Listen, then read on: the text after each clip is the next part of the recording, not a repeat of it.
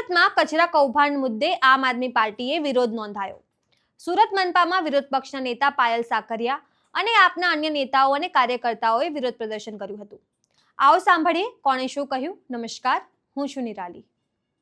તો તમે આ કચરા કૌભાંડ વિશે શું વિચારો છો? કમેન્ટ કરીને જણાવો. અત્યાર માટે બસ આટલું જ. ધન્યવાદ. નમસ્કાર, જય હિન્દ, જય ભારત. આપ સૌને મારા જય શ્રી કૃષ્ણ. હું છું પાયલ સાકરિયા, નેતા વિરોધ પક્ષ સુરત મહાનગરપાલિકા. આજે અમારી આમ જોવા જઈએ તો 5 વર્ષની ટ્રમની છેલ્લી સામાન્ય સભા કહી શકાય, કેમ કે આવતા મહિને બજેટ સત્ર ચાલુ થાય છે. આજની આ છેલ્લી સામાન્ય સભાની અંદર અમે લોકોએ ખૂબ કહેવાય ને કે સુરત શહેરના વિકાસ માટે, સુરત શહેરની અંદર જે ખામીઓ રહી ગઈ છે એ બાબતે અમે રજૂઆત કરવા માટેના ખૂબ તૈયારીઓ કરેલી હતી અને એ પ્રમાણે અમે માનનીય મેયરશ્રીને રજૂઆતો કરવાના હતા. આજની વાત કરું કે આજની સામાન્ય સભામાં શું થયું, આ સુરત શહેરના તમામ લોકોએ ખૂબ જાણવાની જરૂર છે કે સામાન્ય સભાની અંદર શું થઈ રહ્યું છે અને જે 10,000 કરોડનું બજેટ છે એ 10,000 કરોડના બજેટનો વહીવટ કઈ રીતના થઈ રહ્યો છે. અમે તો હર હંમેશ કહીએ છીએ કે તમે સામાન્ય સભા લાઈવ કરો, જેથી સુરત શહેરના લોકો જે ટેક્સ ભરે છે, જે વેરો ભરે છે, તો એમને ખબર પડે કે એના વિસ્તારના પ્રતિનિધિઓ એમના વિસ્તાર માટે શું શું માંગણીઓ કરી રહ્યા છે અને એમના વિસ્તાર માટે શું શું બોલી રહ્યા છે. આજની સામાન્ય સભાની 0 વર્ષની અંદર જ્યારે મને તક મળી ત્યારે મેં બોલવાનું ચાલુ કર્યું. એ સમયે મારો વિષય હતો કે ભાઈ આજે સુરત શહેરના પાણી વિભાગની શું હાલત છે, પાણીની શું હાલત છે. ઓફિશિયલ આંકડાઓ સાથે મારી પાસે એકદમ વ્યવસ્થિત કોર્પોરેશનના આંકડાઓ હતા અને એ આંકડાઓ પ્રમાણે રજૂઆતો મારી હતી કે જેમાં છેલ્લા 5 વર્ષમાં કે જ્યારથી 2021ની ટ્રમ ચાલુ થઈ, એટલે કે અમે લોકો 2021માં ચૂંટાયા ત્યારથી લઈને આજે 2026 છે, તો 5 વર્ષમાં જો પાણીના સેમ્પલ જે આપણા સૌ સુરત શહેરના તમામ લોકોના ઘરે જે પીવાનું પાણી સુરત મહાનગરપાલિકા સપ્લાય કરે છે, પાણી પહોંચાડે છે, વિકાસની વાતો ખૂબ મોટી કરે છે, બણગાઓ ખૂબ મોટા ફેંકે છે, કરોડો રૂપિયા સુરત મહાનગરપાલિકા પાણી પાછળ વાપરે છે કે સુરત શહેરના લોકોને સારું પાણી આપી શકાય. અને એમની એટલે કે સુરત મહાનગરપાલિકાની જવાબદારી છે અને તમામ લોકોનો હક છે કે એમને સ્વચ્છ અને સારું ક્વોલિટી વાળું પાણી એમને પીવાનું પૂરતું મળી રહે. સુરતની હાલત એવી છે કે છેલ્લા 5 વર્ષમાં જે ગંદા પાણીની ફરિયાદો હતી અને ગંદા પાણીની ફરિયાદો બાદ જે સેમ્પલો લેવાયા એ સેમ્પલો નિષ્ફળ નીવડ્યા. એટલે કે સદંતર દર વર્ષે જો એનો આંકડો જોવા જઈએ તો નિષ્ફળ જે સેમ્પલ થાય છે એના આંકડામાં વધારો થાય છે. કરોડો રૂપિયાની લાઈનો દોડાવેલી છે, મોટા મોટા પ્લાન્ટ ઉભા કરી દીધા છે, કરોડો રૂપિયા કોન્ટ્રાક્ટરને આપી દીધા છે કે તમે આ પ્લાન્ટને સાચવો, પ્લાન્ટને મેન્ટેન કરો, અપગ્રેડ કરો, પણ સુરતના લોકોને સારું પીવાનું પાણી આપો. પરંતુ સવાલ ત્યાં છે કે આટલા કરોડો રૂપિયા ખર્ચ્યા પછી પણ સુરતના લોકોને સારું પીવાનું પાણી નથી મળતું. ગંદા પાણીની ફરિયાદો સતત ને સતત દર વર્ષે વધારો થાય છે અને આ ફરિયાદના અનુસંધાને સુરત મહાનગરપાલિકાની ટીમ એ પાણીના સેમ્પલ લે છે, એ સેમ્પલ ટેસ્ટ કરે છે કે ભાઈ બરાબર છે કે નહીં, ગુણવત્તા યોગ્ય છે કે નહીં. પરંતુ એ ગુણવત્તા ચેક કરે છે તો ખબર પડે છે કે સેમ્પલ ફેલ થાય છે. આ સેમ્પલ ફેલના હું આંકડા કહીશ તો તમામ લોકોને ખ્યાલ આવશે કે શું સુરતની હાલત આ લોકોએ કરી દીધી છે. 2021ની અંદરથી શરૂઆત કરીએ કે 2021ના પાણીના સેમ્પલ કેટલા ફેલ થયા? 4035 સેમ્પલ ફેલ થયા. 2022માં 3661 સેમ્પલ ફેલ થયા પાણીના. 2023ની અંદર 3572 સેમ્પલ ફેલ થયા અને 2024ની અંદર 4647 સેમ્પલ ફેલ થાય છે. અને 5 વર્ષનો જો હિસાબ માંડીએ તો 20,075 કરતા પણ વધારે પીવાના પાણીના સેમ્પલ ફેલ થાય છે. તો આનો મતલબ એવો છે કે છેલ્લા 30 વર્ષથી જે ભારતીય જનતા પાર્ટીની સરકાર છે, એમના શાસકો છે, એક ચોખ્ખું પાણી લોકો સુધી પહોંચાડી નથી શકતા અને આટલા સેમ્પલ ફેલ થાય છે. તો જે લોકોએ આ ગંદુ પાણી પીધું હશે તો એ ગંદા પાણીની અંદરથી એમને કેટલા બધા પ્રકારના રોગ થયા હશે. આજે સુરતની એવી હાલત છે, સ્મીમેરમાં બેડ ફૂલ છે, સિવિલની અંદર બેડ ફૂલ છે ને પ્રાઇવેટ કોઈ પણ હોસ્પિટલમાં જઈએ તો ખબર પડે કે ત્યાં પણ બેડ ફૂલ હોય છે. પાણીજન્ય રોગો કેટલા બધા થાય છે, પણ એના માટે જવાબદાર કોણ? આ બાબતે મેં જ્યારે માનનીય મેયરશ્રીને સવાલ કર્યો કે તમને ખ્યાલ છે કે છેલ્લા 5 વર્ષમાં કેટલા સેમ્પલ ફેલ થયા, તો એમણે ના પાડી. સ્ટેન્ડિંગ કમિટીના ચેરમેનને પૂછ્યું કે તમને ખ્યાલ છે કે ભાઈ કેટલા સેમ્પલો ફેલ થાય છે પાણીના, તો કે અમને નથી ખબર. તો આ જે આખું સુરત છે એ સુરત કોના ભરોસે ચાલી રહ્યું છે? પ્રથમ નાગરિકને ખબર નથી કે પીવાના પાણીની શું હાલત છે, સુરતના લોકો કેવું પાણી પી રહ્યા છે. હમણાં થોડા સમય પહેલા ઇન્દોરની અંદર ગંદુ પાણી પીવાથી કેટલા બધા લોકો મૃત્યુ પામ્યા. ગાંધીનગરની અંદર પણ આવી ફરિયાદો હતી કે ગંદુ પાણી પીવાથી ખૂબ મોટી સંખ્યામાં લોકો બીમાર પડ્યા હતા. તો સુરતમાં શું આ બધી રાહ જોઈ રહી છે કે ક્યારે લોકો બીમાર પડે, ક્યારે લોકો મૃત્યુ પામે, પછી આપણે કોઈ એક્શન લઈએ? આ બાબતની રજૂઆત હતી, પરંતુ ભાજપી શાસકો કોઈ સાંભળી નહોતા શકતા. કોઈને ખબર જ નહોતી કે કેટલા સેમ્પલ ફેલ થઈ રહ્યા છે, કેટલું ગંદુ પાણી શહેરની અંદર આવી રહ્યું છે. ગટરનું પાણી પીવાના પાણીની સાથે ભળીને પીવાનું પાણીની લાઈનમાં લોકોના ઘર સુધી પહોંચે છે, પરંતુ આ લોકો હાથ પર હાથ રાખીને બેઠા છે.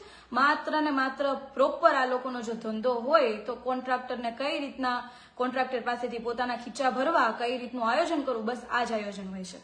ત્યારબાદ હું રજૂઆત કરતી હતી કે સુરત શહેરની અંદર જે સ્વચ્છ સર્વેક્ષણની અંદર જે એના નોર્મ્સ જે પ્રમાણે હોય છે, જે પ્રમાણેના ક્રાઇટેરિયા હોય છે કે ઘરેથી કચરું લઈ જવું, છેલ્લે સુધી એટલે કે ડિસ્પોઝલ સાઇટ સુધી લાવવું, ડિસ્પોઝલ સાઇટ ખાતે વૈજ્ઞાનિક ઢબે એનો નિકાલ કરવું, તમામ અલગ અલગ કચરાઓને અલગ અલગ ડિવાઈડ કરવાને ત્યાર પછી આખી આ પ્રોસેસ કરવાની હોય છે.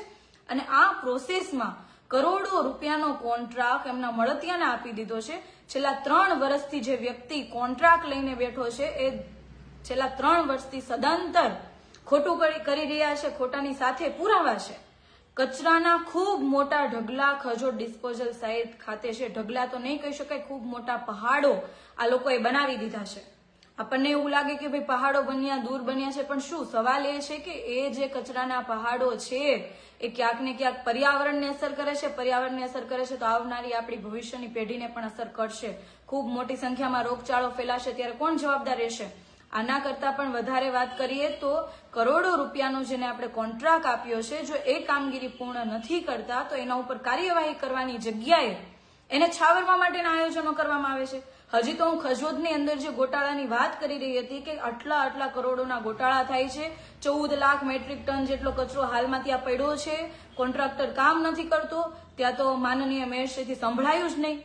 ખજોદની વાત કઈ રીતના વિપક્ષ કરે, કઈ રીતના એમને કહેશે કે ભાઈ આવું ખોટું થાય છે? મારી તો વાત સાંભળવાની જગ્યાએ મને તો સસ્પેન્ડ જ કરી દીધી.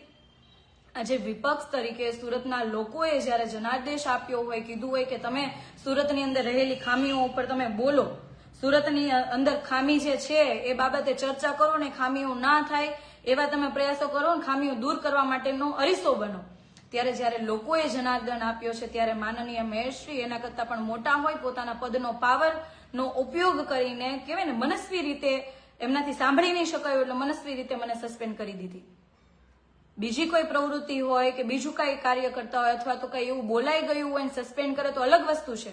પણ ખજોદની અંદર જે ડમ્પિંગ સાઇટમાં જે ખૂબ મોટો ગોટાળો 200 કરોડથી પણ વધારે રૂપિયાનો મોટો ગોટાળો છે, એમાં તપાસ થવી જોઈએ, કોન્ટ્રાક્ટર ઉપર કાયદેસરની કાર્યવાહી થવી જોઈએ, બ્લેકલિસ્ટ થવા જોઈએ. આ તમામ પ્રકારની જયારે હું ચર્ચા કરી રહી હતી તો મેયરથી સંભળાયું નહીં અને મને સસ્પેન્ડ કરી દીધી. આજે જે 200 કરોડ ખજોદ ડિસ્પોઝલ સાઇટ ખાતે જે રૂપિયા છે એ ના તો મેયરના ખીચામાંથી આવે છે, ના તો ભાજપના કોઈ નેતાના ખીચામાંથી આવે છે. આ તમામ રૂપિયા સુરતના લોકોના છે. સુરતના લોકો લોહી પરસેવો એક કરીને ટેક્સ ભરે છે. એ રાજ્ય સરકારનો ટેક્સ હોય કે કેન્દ્ર સરકારનો ટેક્સ હોય તો એમના માટે ખૂબ ગંભીર બાબત કહી શકાય કે લોકો જે વેરો ભરે છે એને તમે કચરામાં કૌભાંડ કરી નાખો છો. કચરાને કૌભાંડ કાંડ કરીને તમે પોતે પોતાના કમલમ મજબૂત બનાવો છો. અને આ જે આખી ડિસ્પોઝલ સાઇટ ખાતે જે ગંભીર એટલે અતિ ગંભીર જે પ્રક્રિયાઓ થઈ રહી છે એમાં કોન્ટ્રાક્ટરો બેફામ ફરે છે, બીજા બધા કોન્ટ્રાક્ટરો બેફામ ફરે છે. પરંતુ વિપક્ષ તરીકે જયારે અમે વિઝિટ કરવા જઈએ તો અમને વિઝિટ કરવા દેવામાં નથી આવતી. ત્યાં બીજો કોઈ વ્યક્તિ પણ ના વિઝિટ કરી શકે. હું તો અત્યારે જાહેર જનતાને પણ કહું છું કે તમને જો એવું લાગતું હોય કે ના આપણે પણ સુરત શહેરના આપણે ટેક્સ પેયર છીએ, આપણે ટેક્સ આપીએ છીએ, આપણે પણ જાણવાની જરૂર છે તો તમે પણ એક વખત ખજોદ ડમ્પિંગ સાઇટ ખાતે જજો. ડાયમંડ વુડ્સ છે ત્યાં બાજુમાં ડમ્પિંગ સાઇટ ચાલે છે, તમને પણ નહીં જવા દે, મીડિયાને નથી જવા દેતા. આટલું મોટું કૌભાંડ છે કે બધાથી છુપાવીને રાખવામાં આવે છે અને માત્ર ને માત્ર એટલા માટે છુપાવે છે કારણ કે જે તે કોન્ટ્રાક્ટર 2% એટલે કહેવાય ને કે કોન્ટ્રાક્ટના 2% કમલમ ખાતે પહોંચાડે છે અને આ દલાલીના કારણે ભાજપના નેતાઓ એને છાવરે છે. લોકોએ મત આપીને લોકોના કામ કરવા માટે બેસાડ્યા છે, પરંતુ આ લોકો પોતાની દલાલી લેવામાં વ્યસ્ત છે. સુરતની અંદર કામ કરતા કેટલાય એવા કોન્ટ્રાક્ટરો છે કે જેમણે કોન્ટ્રાક્ટ લીધા પછી તરત જ ભાજપને ઓન રેકોર્ડ ચેકથી એમને પેમેન્ટ કરેલું છે, ફંડ આપેલું છે. શા માટે કોઈ કોન્ટ્રાક્ટર ભાજપને ફંડ આપે? આ બાબતની જયારે રજૂઆત કરવા માટે અમે ઉભા થયા તો તરત જ મને સસ્પેન્ડ કરી દેવામાં આવી. આજે હું બતાવું છું કે આવા કચરાના ઢગલા હું ત્યાં ગઈ હતી અમને લોકોને 1 કલાકની માથાકૂટ બાદ અમને જવા દીધા હતા. આ કચરાના ઢગલાઓ છે અને આ જે કચરાના ઢગલાઓ છે એ આપણા બધાના વેરામાંથી જે આ કહેવાય ને કે વૈજ્ઞાનિક ઢબે આનો નિકાલ કરવાનો હોય પણ નિકાલ નથી કરી શકતા અને માત્ર કોન્ટ્રાક્ટર આમાં ધરાય છે, ગેરરીતિ કરીને કચરો વેચે છે, પોતાના ઘર ભરે છે અને કમલમ ભાજપના નેતાઓના ઘર ભરે છે, બાકી લોકોના પૈસા બેફામ જાય છે. સાથે જે હમણાં થોડા દિવસ પહેલા રત્નમાલા બ્રિજ પર જે અધૂરો બ્રિજ બન્યો છે, અધૂરો બ્રિજ બન્યા બાદ એમનું લોકાર્પણ માનનીય મેયરશ્રી કરી નાખે છે, એ બાબતની પણ ચર્ચા કરવાની હતી પણ મને સમય જ નથી આપ્યો. એમણે ડાયરેક્ટ સસ્પેન્ડ કરી દીધી કેમ કે ખજૂરનો ખૂબ મોટો ગોટાળો એમને સામે અમે મૂકવા જઈ રહ્યા હતા. ત્યાં રત્નમાલા બ્રિજ જે અધૂરો છે, અધૂરોના એને લોકાર્પણ કરી દીધું વાહવાઈ લૂંટવા માટે, તાળીઓ પાડી, ખૂબ દાંત કાઢ્યા. પરંતુ અમે આ બાબતે એ સવાલ કરીએ છીએ કે અધૂરો બ્રિજ છે જે ગયા વર્ષે પૂર્ણ થવાનો હતો છતાંય પૂર્ણ નથી થયો અને એ કોન્ટ્રાક્ટર ઉપર પેનલ્ટી લગાડવાની હોય, કોન્ટ્રાક્ટર ઉપર કાયદેસર રીતે બ્લેકલિસ્ટ કરવા માટેની દરખાસ્ત કરવાની હોય, એમને બીજું કામ ના મળે એના માટેનું આયોજન કરવાનું હોય, પરંતુ માનનીય મેયરશ્રી આ બાબતે બિલકુલ માનતા નથી. એમ કે મારો મિત્ર તો બિલકુલ કહેવાય ને કે બ્લેકલિસ્ટ ન થવો જોઈએ. એમણે આને પેનલ્ટી લગાડવાની જગ્યાએ એમને બીજું 70 થી 80 કરોડનું કામ આપી દીધું. ભલે એમનો મિત્ર મોડું કરે, લોકોના પૈસા બેફામ વેડફાઈ જાય, જે ભાવ વધારો લેશે, જે કામ 50 લાખનું છે એનો ભલે 1 કરોડ કરે, પણ એનો મિત્ર તો કોર્પોરેશનની અંદર કામ કરવો જ જોઈએ. આ બાબતે અમે અવાજ ઉઠાવવાના હતા પણ એમનાથી અવાજ સંભળાતો નથી કારણ કે 2% આવે છે. ખુલ્લીને અમે વાત કરીએ છીએ કારણ કે 2% આવે છે એના પુરાવા છે અને ઓન રેકોર્ડ બતાવે છે કે ભાજપને કયા કોન્ટ્રાક્ટર એને ફંડ આપે છે. અને ફંડ શા માટે આપે છે? કારણ કે એમને લાયસન્સ મળે છે કે તમે સુરત શહેરની અંદર લોકોના પૈસા જેમ મજા આવે એમ લૂંટો, પ્રોજેક્ટના નામે લૂંટો, પ્રોજેક્ટ મોટો કરીને લૂંટો, પ્રોજેક્ટ ખરાબ કરીને લૂંટો, ક્વોલિટી બગાડીને લૂંટો, પણ ગમે એમ કરીને સુરતના પૈસા લૂંટો, તમે તમારું અને અમારું ઘર ભરો. આવું 2%નું કહેવાય ને કે 2% લઈને કોન્ટ્રાક્ટરોને છૂટો દોર આપવામાં આવે છે અને લાયસન્સ આપવામાં આવે છે. સાથે સાથે જે બ્રિજ સિદ્ધાર્થનગર પાસે જે બનાવવામાં આવ્યો, કરોડો રૂપિયા 34 કરોડના ખર્ચા બ્રિજ બનાવવામાં આવ્યો અને પછી બ્રિજ કહેવાય ને કે લસરપટ્ટી બની ગઈ. બ્રિજ ઉતરીને પછી કોઈ રસ્તો જ નથી. જે રેલવે ઓવરબ્રિજ બનવાનો હતો એ 2019માં પાસ થયેલો છે, 2026 પૂરું હમણાં થોડા સમયમાં પૂરું થઈ જશે. કહેવાય કે ચાલુ થયું વર્ષ જતા શું વાર લાગે, તો 2025 પૂરું થયું. આટલા વર્ષો સુધી પણ સિદ્ધાર્થનગર પાસે જે રેલવે ઓવરબ્રિજ જે છે એનું કામના કોઈ ઠેકાણા નથી અને એની પેલા જે બ્રિજ હતો એને ખુલ્લો મૂકી દેવામાં આવ્યો. આવું તો આ ભાજપી શાસકો બુદ્ધિનું પ્રદર્શન કરે છે. મારે તો સુરતના લોકોને એટલી અપીલ છે કે હવે જાગો, હવે તમારા પૈસાનો હિસાબ માંગો, તમારા વિસ્તાર માટે તમારા કોર્પોરેટર શું બોલે છે એનો સવાલ કરો, એનો જવાબ માંગો. ભાજપના તમામ કોર્પોરેટર ત્યાં સામાન્ય સભાની અંદર એક પણ કોર્પોરેટરે વિસ્તાર માટેની કોઈ રજૂઆતો કરી નથી. જ્યારે પણ રજૂઆતો કરવાની થાય ત્યારે માત્ર ને માત્ર એમના નરેન્દ્ર મોદી સાહેબે શું કર્યું, એમના વડાપ્રધાન ગૃહમંત્રીએ શું કર્યું, ગુજરાતના મુખ્યમંત્રીએ શું કર્યું, આ જ ચર્ચાઓ ભાજપના કોર્પોરેટરો ત્યાં કરતા હોય છે, પરંતુ સુરત શહેરની વાત નથી કરતા. તમે જેને મત આપ્યો છે તમારા વિસ્તારની પણ વાત નથી કરતા. આજે જે પીવાના પાણીના સેમ્પલ ફેલ થાય છે, જે લોકો એમાં બીમાર પડે છે, જેમના ઘરેથી દીકરો દીકરી કે એમના પરિવારજન મૃત્યુ પામે છે, એને એ દુઃખની ખબર છે કે શું દુઃખ હોય છે. તો આ તમામ બાબતે આપણે સૌએ જાગવું પડશે. રોડની અંદર જે પ્રમાણે બેફામ ભ્રષ્ટાચાર થાય છે, ગટર લાઈન નાખવામાં ભ્રષ્ટાચાર થાય છે, ખાડીઓમાં ભ્રષ્ટાચાર થાય છે, ખાડીઓમાં છોકરા પડીને મરી જાય છે, ખુલ્લી ગટરની અંદર છોકરાઓ પડીને મરી જાય છે. આવી ઘટનાઓ એક પછી એક બને છે. બ્રિજ બને છે તો ઉતરીને જવાનો રસ્તો નથી, એક બાજુ બ્રિજ બને છે તો એક જ બાજુનો બ્રિજ લોકાર્પણ કરી દેવામાં આવે છે. તો આવી આખી રેઢિયાળ પ્રવૃત્તિ ચાલી રહી છે. આખું કહેવાય ને કે એકદમ મેનેજમેન્ટ વગરનું આખું તંત્ર ચાલી રહ્યું છે. કરોડો રૂપિયા કચરાના કહેવાય ને કે કચરાના નામે પણ આ લોકો પોતાના ઘર ભરે છે.